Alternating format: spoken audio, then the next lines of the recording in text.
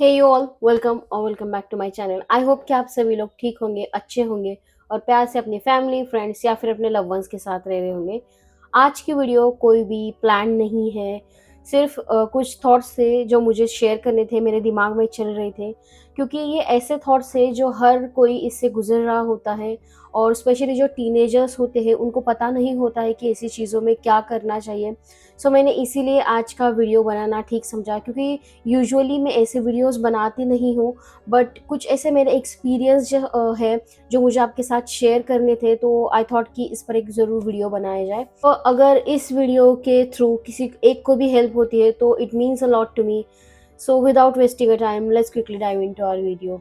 Point number 1, overthinking. ये एक ऐसी चीज़ है, चाहे टीनेजर हो चाहे एडल्ट हो, हर कोई इससे गुजर चुका होता है, हर कोई इससे गुजर रहा होता है। स्पेशली टीनेजर्स जिनको मालूम नहीं होता है कि इस चीज़ से कैसे टैकल करना है, इस सिचुएशन से, इस कंडीशन से कैसे टैकल करना है। तो जो जो ये टीनेजर वीडियो देख रहा है, मुझे सिर्फ इतना उनको रिक्वेस्ट करना है कि ओवर थिंकिंग से कुछ भी नहीं हासिल होता है। मैं इसका एक जीता जागता उदाहरण हूँ आपके सामने। मैंने मेरे लाइफ में ओवर थिंकिंग में बहुत साल बर्बाद कर दिए हैं, और आज जब मैं इस एज पर आ चुकी हूँ, आई एम 28 राइट नाउ, मुझे अब ऐसा लगता है कि शायद मैंने जो मेरे साल बर्बाद कर दिए थे ओवर थिंकिंग में, शायद मैं किसी और चीज़ में लगा देती तो आज मुझे उसका बेनिफिट मिल जाता, ना कि अभी सिर्फ रिग्रेशन मुझे मिल रहा है। तो अगर आप उनमें से एक हो कि जो बहुत ज़्यादा ओवर थिंकिंग करता है, तो प्लीज़ इसे इमीडिएटली स्टॉप कर दो। ये बातें कहना बहुत आसान होता है कि ओवर थिंकिंग को बंद कर दो, ऐसे कर दो, वैसे कर दो, बट रियलिटी बहुत ज़्यादा डिफरेंट होती है, मुझे ये भी पता है। बट स्टिल मैं आपको एक फॉर्मूला देना चाहूँगी जिससे मैं उभर कर आई हूँ, जिससे मुझे हेल्प मिली है। वो है, कोई भी आपकी पसंद की एक चीज़ पकड़ लो, चाहे आपकी वो हॉबी हो, कुछ भी हो सकता है, पेंटिंग हो सकता है, सिंगिंग हो सकता है, डांस हो सकता है, अगर आपको बाहर जाना है, ये तो सबसे बढ़िया है। ओवर थिंकिंग को कम करना है ना, तो सिर्फ नेचर में चले जाओ, बहुत ज़्यादा रिलीफ मिलता है, बहुत ज़्यादा हेल्प मिलती है। तो coming back to the point कि एक कौन सी भी हॉबी पकड़ लो जो आपकी बहुत ज़्यादा मनपसंद है, बहुत टाइम से इसे आप करना चाहते थे, कर नहीं पा रहे थे किसी चीज़ की वजह से, सब कुछ छोड़ छाड़ कर उस चीज़ के पीछे लग जाओ। इससे आपकी ओवर थिंकिंग में कम करने में बहुत ज़्यादा हेल्प होती है। कुछ भी आपकी मनपसंद चीज़ हो सकती है, जैसे मैंने बताया डांसिंग वगैरह, स्पोर्ट्स वगैरह, कुछ भी हो सकता है।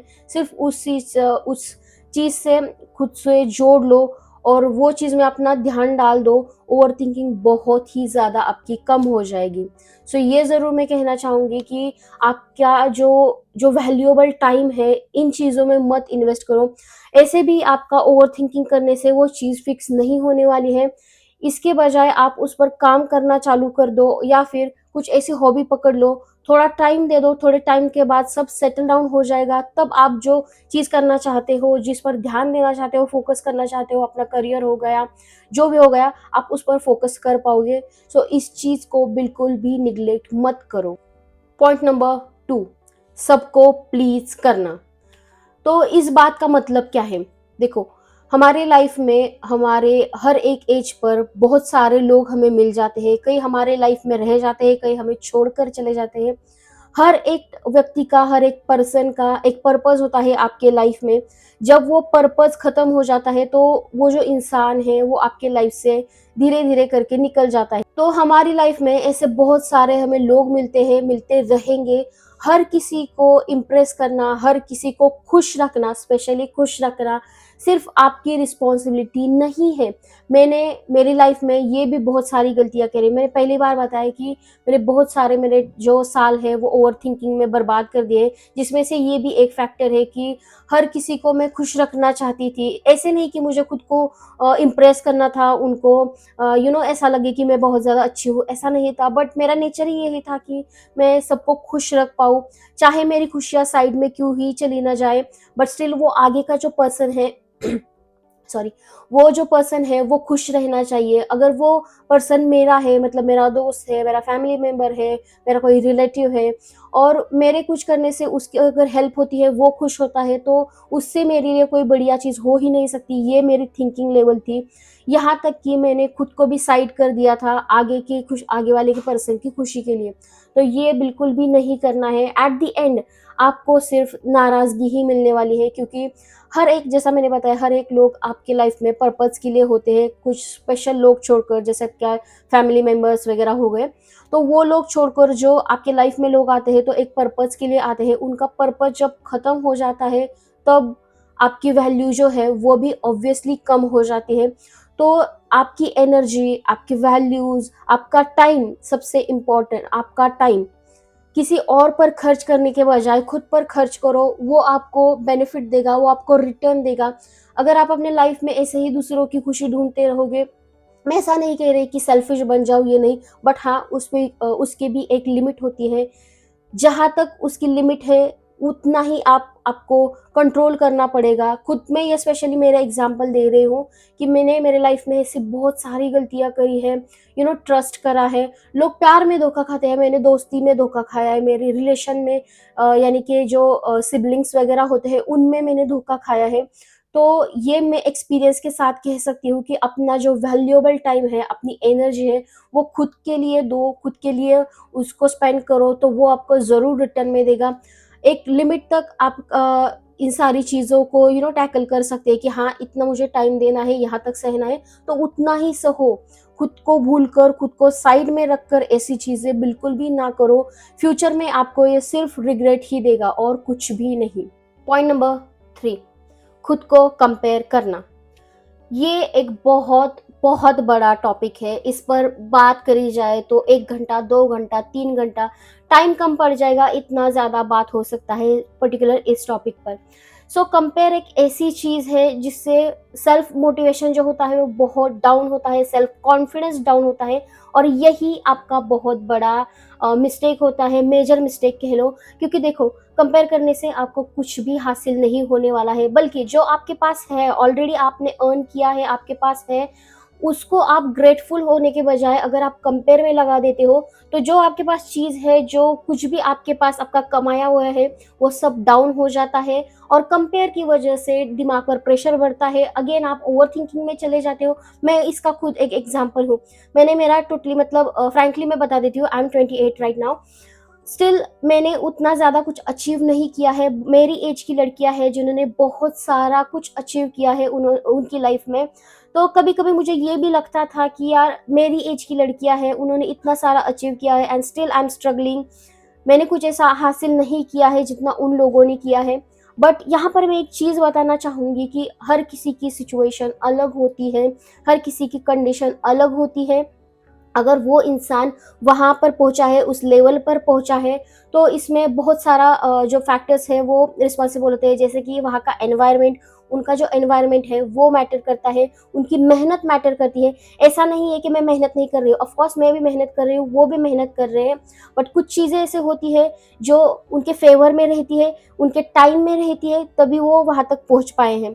तो ऐसी चीज़ें ज़रूर आपके साथ भी होंगी। ऐसा कोई भी नहीं होगा कि अगर मेहनत कर रहे हो और उसका फल आपको नहीं मिलेगा, ज़रूर मिलेगा। आज नहीं तो कल इसका फल ज़रूर मिलेगा। इसका एक मैं खुद का एग्जांपल देती हूँ। अभी सितंबर तक मैं इसी फेज़ में थी कि मैं अभी कुछ अचीव नहीं किया है। इवन आज तक भी मुझे बीच-बीच में ख़्याल आता है, बट वो उतना इम्पैक्ट नहीं करता है जितना पहले इम्पैक्ट करता था। मैं भी बहुत ज़्यादा ओवर थिंकिंग करती हूँ और थोड़ा-सा उसमें कम हुआ है ऑफ कोर्स, बट स्टिल और भी थोड़ा-सा है मेरे में। तो एक दिन क्या हुआ, मैं ऐसे ही सोचने लग गई थी कि यार मेरा कैसा होगा, क्या होगा?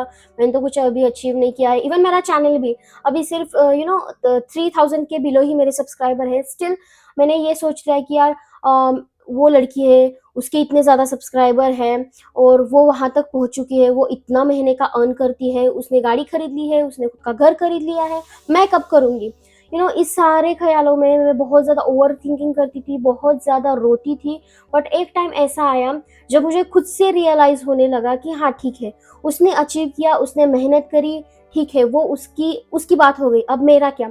जो सारी चीज़ें मेरे हाथ में हैं, अभी फ़िलहाल मैं वो तो कर रही हूँ। अभी आगे का जो है वो मेरे हाथ में नहीं है, मैं सिर्फ भगवान के भरोसे छोड़ देती हूँ कि जो करेगा पप्पा मेरे साथ ठीक करेगा। मैंने किसी का कुछ बुरा नहीं किया है तो मेरे साथ कुछ गलत नहीं होगा। हाँ, थोड़ा लेट होगा। अगर वो चीज़ किसी ने आज मतलब अचीव करी है तो मैं शायद उसे 2 महीने, 3 महीने या फिर साल बाद भी मैं उसे अचीव कर लूँ। But still I am happy कि मैंने वो चीज़ अचीव कर ली। पॉइंट नंबर 4, हर दिन प्रोडक्टिव दिखना। इसका मतलब क्या है? इसके 2 साइड्स हैं, आपको जो ठीक लगता है आप उसको पकड़ के चलो। तो अभी जो 2026 आ रहा है, लाइफ बहुत ज़्यादा डिफ़िकल्ट हो चुकी है। मैं डिमोटिवेट नहीं कर रही हूँ, मेरा ये काम ही नहीं है डिमोटिवेट करना, बट स्टिल मैं जो रियलिटी है वो आपके साथ शेयर कर रही हूँ। अभी बहुत सारा कंपटीशन बढ़ गया है, लाइफ बहुत ज़्यादा डिफ़िकल्ट हो चुकी है। तो जो टीनेजर है, अर्ली 20s में है, उन लोगों के लिए स्पेशली मैं ये बात कहना चाहूँगी कि आपका जो टाइम है, मैं बाकी कुछ नहीं कहूँगी, सिर्फ टाइम के बारे में ये ज़रूर कहूँगी कि आपका टाइम जो है बहुत ज़्यादा वैल्यूएबल है। इसको फालतू की चीज़ों में, अनचाहे लोगों में बिल्कुल भी वेस्ट ना करो। तो वो आपका जो टाइम है ना, वो फ्यूचर में जाके आपको रिटर्न देगा, वो वेस्ट नहीं जाएगा। क्योंकि टाइम ऐसी चीज़ है, आप कितना भी पैसा लगा लो वो रिटर्न नहीं आता है। आपका जो अर्ली 20s वाला एज है, जहाँ पर आपको कुछ क्रिएटिव होना चाहिए, कुछ आइडियाज़ आपके दिमाग में आने चाहिए, उस पर आपको काम करना चाहिए, ये आपके लिए बहुत ज़्यादा इम्पोर्टेंट होगा, वो आपको फ्यूचर में आपके काम आएगा। इंस्टेड अगर आप किसी इंसान पर, किसी गलत चीज़ पर अगर अपना टाइम वेस्ट कर रहे हो, तो सिर्फ वो आपको रिग्रेशन ही देगा लाइफ में, बाकी कुछ भी नहीं देगा। और दूसरा इसका ये पहलू है कि आप बहुत ज़्यादा मेहनत कर रहे हो, बहुत ज़्यादा फोकस हो, जो आपको अचीव करना है, जो आपके ड्रीम्स है, उस पर आप काम कर रहे हो, एंड स्टिल कुछ दिन आप करने से थोड़ा-सा बोर हो जाता है, ये एकदम प्रैक्टिकल है, एकदम नॉर्मल है। तो कुछ टाइम का गैप लेकर खुद के लिए वो टाइम इन्वेस्ट करना, जो चीज़ें आपको करना पसंद है वो करना, वो बहुत ही ज़्यादा ज़रूरी है, ना कि वो टाइम वेस्ट है। अगर आप फ़ोकस हो, आपकी चीज़ों पर आप काम कर रहे हो और दिमाग, आपकी बॉडी थक गई है, तो it's okay, take you a break. ये ऐसा नहीं है कि अगर आपने यू नो रोज काम कर रहे हो और एक दिन आपने ब्रेक ले लिया और उस दिन आपने कुछ भी नहीं किया, तो आपका सब खत्म हो जाएगा। एक दिन में ऐसा कुछ भी नहीं होता है। आपके लिए वो बहुत ज़्यादा मैटर करता है, क्योंकि आप अगर बहुत प्रेशराइज़ होकर काम करोगे तो वैसे ही वो काम बिगड़ने वाला है, वो काम पूरा नहीं होने वाला है। इंस्टेड आप क्या कर सकते हो, पूरा दिन अगर आपको ऐसा लग रहा है कि मैंने आज तो कुछ किया ही नहीं, ऐसा गिल्ट आ रहा है, तो 50% जो है आपका काम, जो आप फ़ोकस्ड हो, उस पर काम कर रहे हो, वो कर लो। रेस्ट जो 50% है वो बाकी के लिए छोड़ दो, थोड़ा रेस्ट लो, जो आपको चीज़ें करना पसंद है, आपके हॉबीज़ वगैरह, वो आप कंटिन्यू कर लो और ब्रेक लेकर फिर से वो कंटिन्यू कर दो। आपकी चीज़ भी, जो आप काम कर रहे हो वो पूरा हो जाएगा और आप रिलैक्स भी रहोगे। तो ये 2 पहलू है, तो इसको दोनों में जो डिफ़रेंस है वो समझ लो, एंड देन आप उस पर काम कर सकते हो। पॉइंट नंबर 5, अपनी फीलिंग्स को सप्रेस करना। ये मेरा खुद का एग्जाम्पल है, खुद जीता जागता एग्जाम्पल हूँ मैं आपके सामने। इसका मतलब ये है गाइस कि आपकी खुद की जो फीलिंग है वो दूसरों के लिए आपको उसको साइड में रखना होता है, ये इसका पर्टिकुलर मीनिंग है। तो मेरा खुद का एक एग्जाम्पल देती हूँ। मेरे जो दोस्त वगैरह हैं, हालांकि मेरे पास ज़्यादा दोस्त नहीं है, उंगली पर गिन सकते हैं इतने ही मेरे दोस्त हैं, बट स्टिल जो है वो मेरे बहुत ज़्यादा करीब हैं। कुछ कुछ ऐसे भी हैं जो मुझे लाइफ में बहुत टाइम तक मेरे साथ रहे हैं, बट एक टाइम आने के बाद वो भी चले गए हैं। और ये बात मैं इसके डीपली बात में नहीं करना चाहूँगी, क्योंकि आई डोंट थिंक कि ये सही होगा। बट स्टिल, जो आपका टाइम है, अगर आप किसी पर आपका टाइम दे रहे हो, किसी पर आपका टाइम इन्वेस्ट कर रहे हो, तो वो इंसान जो भी है वो उतना लायक होना चाहिए कि अगर आप अपने लाइफ का टाइम खुद के लिए जो रखा है वो सैक्रिफाइस करके आप उस इंसान के लिए आपका टाइम दे रहे हो, तो उसको उस टाइम की, आपके टाइम की वैल्यू होनी चाहिए। तो ये बेसिकली मुझे कहना था, क्योंकि मैंने मेरे लाइफ में ऐसी बहुत सारी चीज़ें करी हैं। मेरा मन था कि मैं ये करूं, बट स्टिल मैंने आगे वाले इंसान के लिए वो चीज़ करी नहीं, क्योंकि मैंने ऐसा सोचा कि यार ठीक है, चल मैं फिर कभी कर लूँगी, फिर कभी ये मैं खुद के लिए बनाऊँगी। वो टाइम, वो मनी मैंने आगे वाले इंसान के लिए दे दिया, खुद के खुद को साइड में रखकर उसको ज़्यादा प्रेफ़रेंस दे दी, और रिटर्न में कुछ टाइम के बाद मुझे सिर्फ रिग्रेशन मिला है, सिर्फ इंसल्ट मिला है। मैंने मेरे लाइफ का 110% किसी को दिया है, प्योर सोल के साथ, प्योर फीलिंग्स के साथ, ट्रू फीलिंग्स के साथ, और उस इंसान को उसकी आदत लग जाती है आपकी कि नहीं, ये तो ये करेगा ही, ये तो ये करेगा ही, कुछ भी हो जाए लेकिन ये इंसान ये करेगा। वो उसकी आदत लग जाती है आगे के इंसान को, और फिर अपने ही नज़र में आप गिरने लगते हो, उनकी नज़र में आप गिरने लगते हो। क्योंकि कहीं न कहीं किसी ने कहा है कि अगर आप खुद से ज़्यादा अगर किसी को वैल्यू देते हो, इम्पोर्टेंस देते हो, तो आप खुद की इम्पोर्टेंस कम कर लेते हो, खुद की वैल्यू कम कर लेते हो। इसका जीता-जाता मैं उदाहरण हूँ। मैंने मेरे लाइफ में मेरे दोस्तों के लिए बहुत सारा टाइम बहुत सारी चीज़ें करी है, और रिटर्न में मुझे इंसल्ट के बजाय कुछ भी नहीं मिला है। तो ये मैं कहना चाहूँगी कि ये आपको इमीडिएटली बंद कर देना है। पॉइंट नंबर 6, लोग क्या कहेंगे? इस पर एक बुक लिखी जा सकती है कि लोग क्या कहेंगे। देखो, आप लाइफ में कुछ भी कर लो, लोग बोलते ही रहेंगे। ये मेरी खुद की रियल स्टोरी है। मैं एक छोटे गाँव से बिलॉन्ग करती हूँ। तो यहाँ पर कल्चर ऐसा है कि घर से घर जुड़े हुए हैं।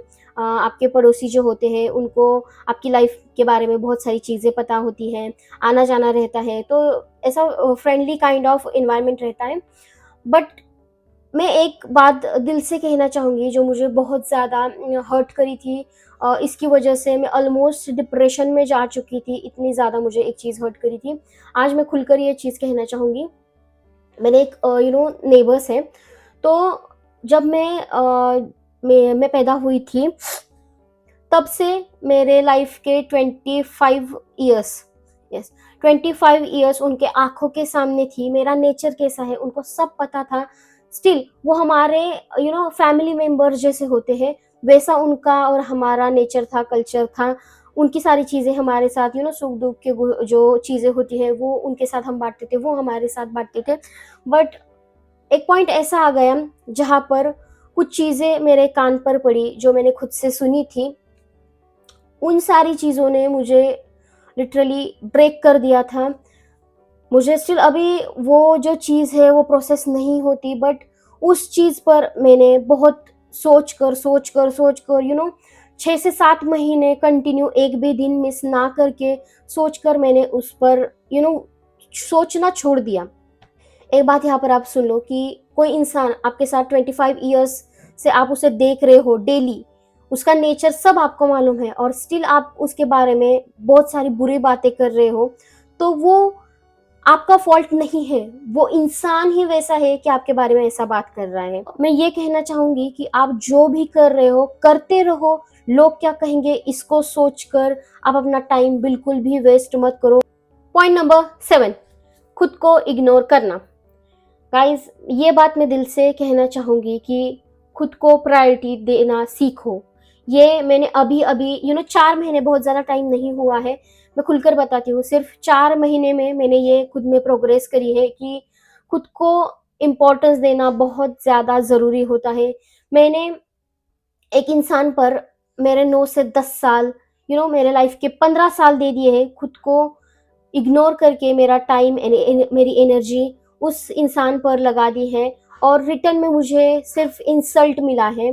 तो मैं ये ज़रूर कहना चाहूँगी कि आपका जो टाइम है, आपकी एनर्जी है, सिर्फ खुद पर लगाओ यार। 2026 चालू होने वाला है। अभी ऐसे रिश्ते बहुत ज़्यादा कम हैं जिनको आपके टाइम की, आपके एफर्ट्स की वैल्यू है। तो उन सारे लोगों के लिए अगर आप करते भी हो तो ठीक है, कि आपको गारंटी है अगर मैं इस इंसान को मेरा मेरा टाइम दे रही हूँ, मेरी एनर्जी दे रही हूँ, तो मेरा पैसा दे रही हूँ, तो उसको उसकी कदर है। भले आपको वो रिटर्न में ना मिले, ठीक है, छोड़ो, कोई बात नहीं है, बट एटलीस्ट जिस इंसान के लिए आप ये कर रहे हो उसको इस चीज़ की वैल्यू होनी चाहिए। क्योंकि आज तक मुझे रिटर्न में ये कुछ भी नहीं मिला है। ना मैंने एक्सपेक्ट किया था कि मैंने यहाँ पर उसको इमोशनली सपोर्ट किया है तो मेरे डाउन टाइम में उसका सपोर्ट मुझे मिले। मैंने ऐसा सोचा भी नहीं था, और मुझे वो मिला भी नहीं। मैंने एक्सपेक्ट भी नहीं किया, तो ज़्यादा दुःख मुझे हुआ नहीं।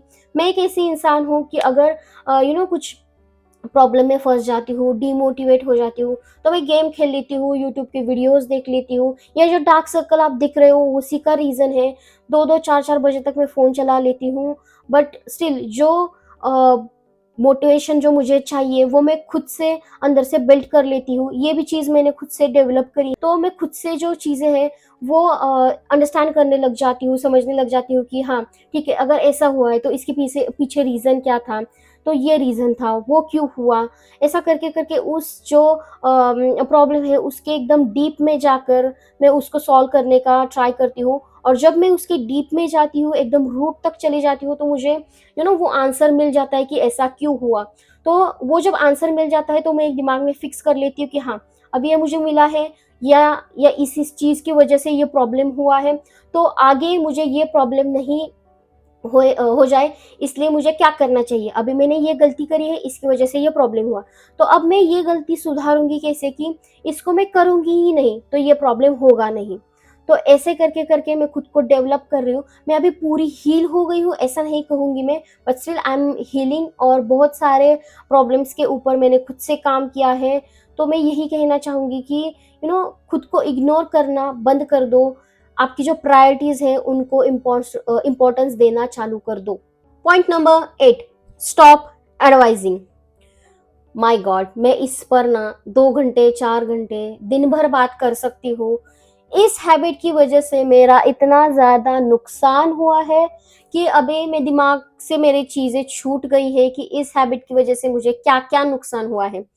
तो बेसिकली मैं ऐसी इंसान हूँ, अगर मेरा कोई करीबी दोस्त, मेरा कोई करीबी, कोई मुझसे हेल्प माँगने आया है, और मैं जब हेल्प कर रही हूँ, मुझे पता है कि आगे गड्ढा है, वो इंसान उस गड्ढे में गिरने वाला है, तो जितनी भी मेरी एबिलिटी है, उतनी एबिलिटी से मैं उस इंसान को खींच कर पीछे लाती हूँ कि नहीं, वहाँ पर मत जा, वहाँ पर तू गिरने वाला है।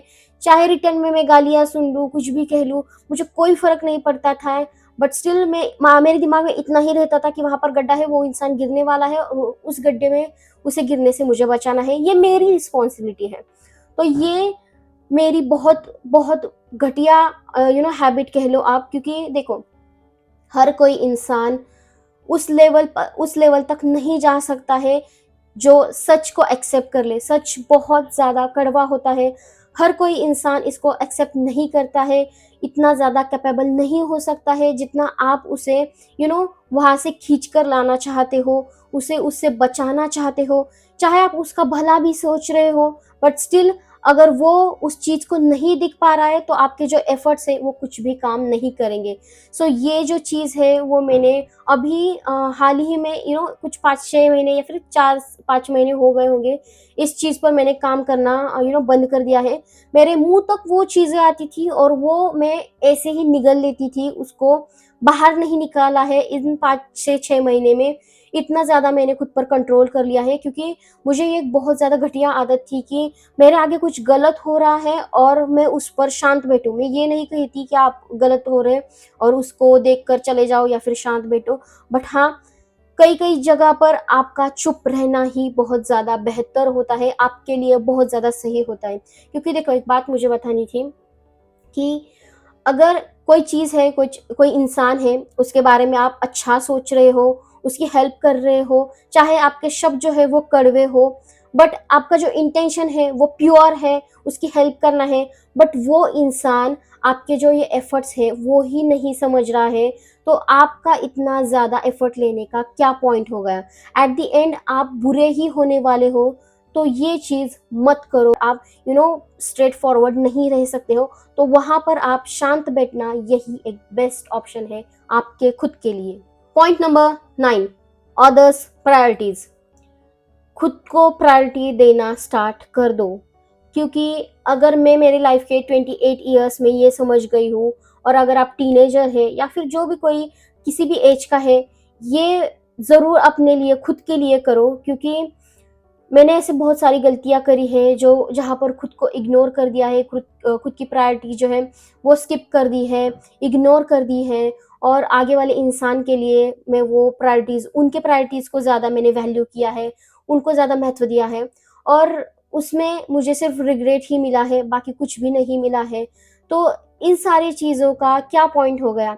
अगर कोई इंसान आपके लिए बहुत ज़्यादा वैल्यूएबल है, आप आपकी एनर्जी, आपके पैसा अगेन आप उस पर इन्वेस्ट कर रहे हो, और रिटर्न में आपको इंसल्ट मिल रहा है, आपके एफर्ट्स की वैल्यू नहीं हो रही है, तो वो चीज़ कहीं ना कहीं गलत है।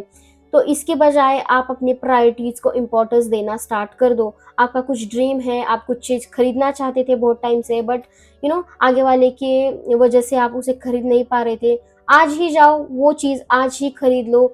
जो खुशी आपको अंदर से फील होगी ना, वो बहुत ज़्यादा ब्यूटीफुल होती है और वो आपके लिए बहुत ज़्यादा इम्पोर्टेंट होती है। कहीं ना कहीं छोटे लेवल पर ही सही, बट आपको आपकी प्रायोरिटीज़ को इम्पोर्टेंस देना स्टार्ट करना चाहिए। इनफैक्ट आज से ही स्टार्ट कर दो। मेरे इस एक्सपीरियंस से अगर आपको कुछ सीखने को मिल सकता है तो it means a lot to me. आप ये गलती ना करो जो गलती मैंने करी है। Point number 10, stop explaining. तो इसके बारे में अगर मैं बात करना चाहूँगी कि देखो, आई नो ये आज का वीडियो बहुत ज़्यादा लंबा हो गया है, बट स्टिल मुझे ये ऐसी बातें हैं जो आपके साथ शेयर करनी थी। तो एक्सप्लेन आप क्यों कर रहे हो, ये सवाल खुद से पूछो।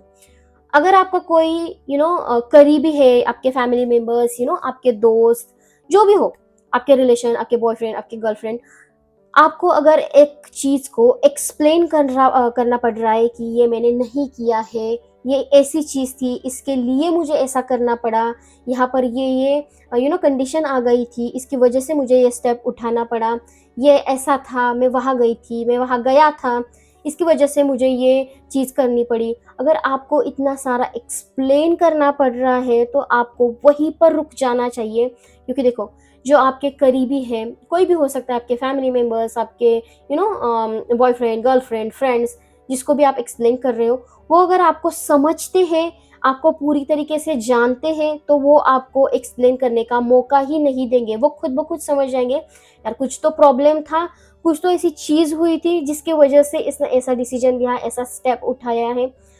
अगर आपको झगड़ा करना पड़ रहा है, बहुत ज़्यादा खुद को झोंक देना पड़ रहा है, तो ये वर्थ इट ही नहीं है।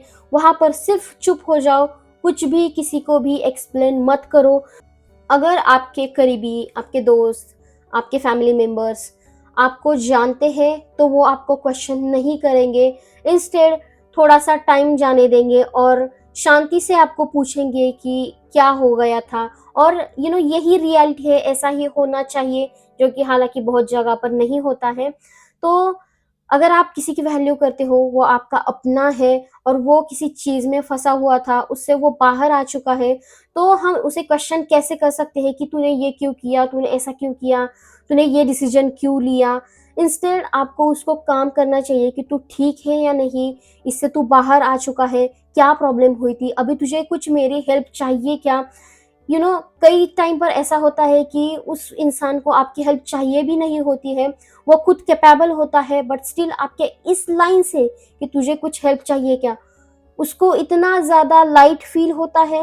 वो कैपेबल है, बट स्टिल ये एक मेंटल स्टेज होती है जहाँ पर ऐसा अगर कुछ झगड़ा वगैरह हो गया है, कुछ प्रॉब्लम हो गया है, उससे वो उभर कर आ चुका है, एंड दैट टाइम कोई भी हो, लड़की हो, लड़का हो, कोई भी हो, अगर इस लाइन जो कह देता है आगे वाला इंसान, बहुत बहुत उससे हेल्प मिलती है। ऐसा बहुत टाइम हो चुका है मेरे साथ भी कि मैंने ऐसे बहुत से सारे प्रॉब्लम से गुजर चुकी हूँ। मैं खुद कैपेबल हूँ कि उन सारे प्रॉब्लम्स को मैंने खुद से टैकल किया, खुद से हैंडल किया। बट अगर मुझे उस टाइम कोई ये कहता कि तुझे कुछ हेल्प चाहिएगा, स्टिल मुझे कुछ हेल्प नहीं चाहिए होती है, बट वहाँ पर मेंटल कंडीशन ऐसी हो जाती है, थोड़ा इमोशनल हो जाता है इंसान, थोड़ा अग्रेसिव भी हो जाता है। उस टाइम ये लाइन बहुत ज़्यादा रामबाण जो उपाय कहते हैं वो वैसा काम करती है।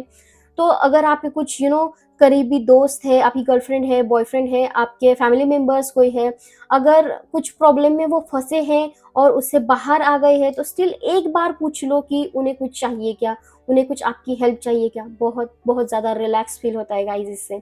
और मैं यही कहना चाहूँगी कि प्लीज़ आपके जो करीबी है, उनको आप समझते हो, जानते हो, तो उनको एक्सप्लेन करने का टाइम आए आपकी वजह से। ऐसी सिचुएशन, ऐसी कंडीशन मत क्रिएट करो। लाइफ बहुत ज़्यादा यार प्रॉब्लमेटिक हो चुकी है आज का, टाइम ही ऐसा हो चुका है, बहुत ज़्यादा कॉम्पिटिशन्स वगैरह चल रहे हैं, इंसान बहुत ज़्यादा क्रिटिकल टाइम में रह रहे हैं। अगर इस टाइम में अपने की जो हेल्प होती है, सिर्फ वो आपके शब्द ही ना बहुत बहुत ज़्यादा मैटर्स करते हैं, बहुत ज़्यादा हेल्प करते हैं guys. So yeah guys, I know ये वीडियो बहुत ज़्यादा लंबी हो गई है, बट स्टिल मैं ऐसी कंडीशन में थी, मैं बहुत ज़्यादा डिमोटिवेट हो चुकी थी, डिप्रेशन में जा चुकी थी। स्टिल मैं पूरी बाहर नहीं आई हूँ, क्योंकि मैं अभी भी हीलिंग स्टेज में हूँ। हीलिंग जो होती है वो लाउड नहीं होती, बट रियल होती है। तो यही मुझे आपके साथ शेयर करना था। अगर आप में से कोई मुझे रिलेट कर रहा है तो please do let me know comment section. अगर मेरी कुछ आपको हेल्प चाहिए तो please do let me know comment section. I'll see in my next video. Till then, take care, stay healthy, stay safe, and especially love yourself.